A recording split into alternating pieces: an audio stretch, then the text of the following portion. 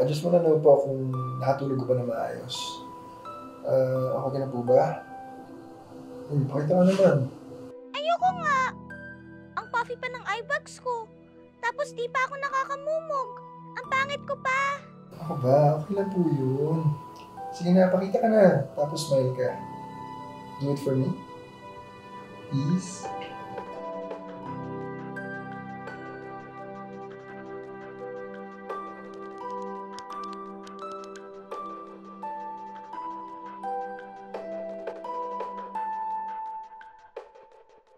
Wow. Pretty naman pala ng baby ko eh.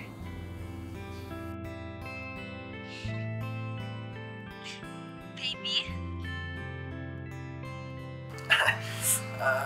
Cute mo kasi. Parang ang sarap mo i-baby. Ayan, ganyan. Alam mo, palagi kang magsismile kasi mas lalo kang gumaganda oh. Chin, basta if you need ng kausap, I'm just here. Okay? If you need a friend, I'm just here.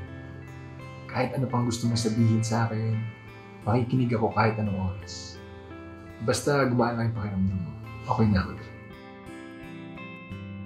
Thank you, Leo, ah.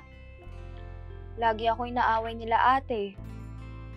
Si nanay naman, laging busy sa work. Ikaw lang ang may time makinig sa akin. Thank you, Leo. You're welcome.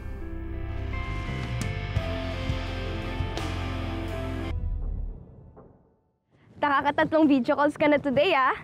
Miss agad kita eh. I don't know why, pero parati kitang naiisip. And I wanna make sure na safe ka palagi, baby ko. Huwag mo nga ako tinatawag na ganyan. Mamaya marinig ka ng totoo mong baby. Ang girlfriend mo. Ha? Girlfriend? Wala akong GF ah. Ano ba? Host. Sikat na influencer, walang girlfriend. Totoo nga. Ako ba? Pero baka magka-girlfriend na ako. Hey!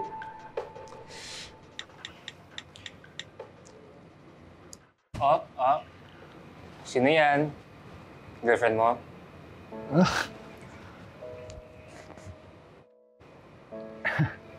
Leo, ano ba? Langya ka? Naglilihim ka na sa akin ngayon? Kuya mo ako, di ba? Best friend.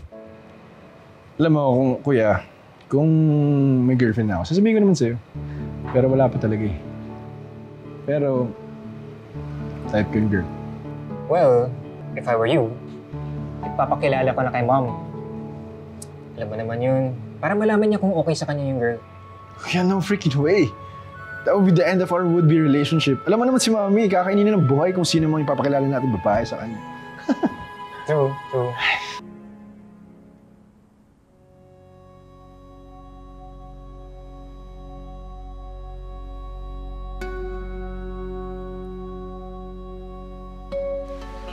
Hi, baby.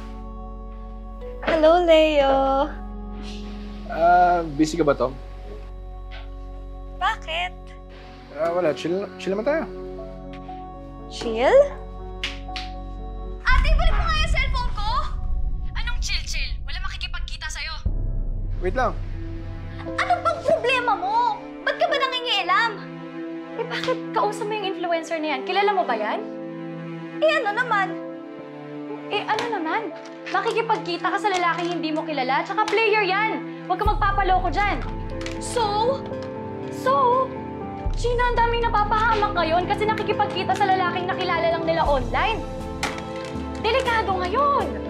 Alam mo ate, iba si Leo sa kanila. Siya lang nagbibigay ng time sa akin, siya lang nakakaintindi sa akin. Kaya pwede ba huwag kang mangialam?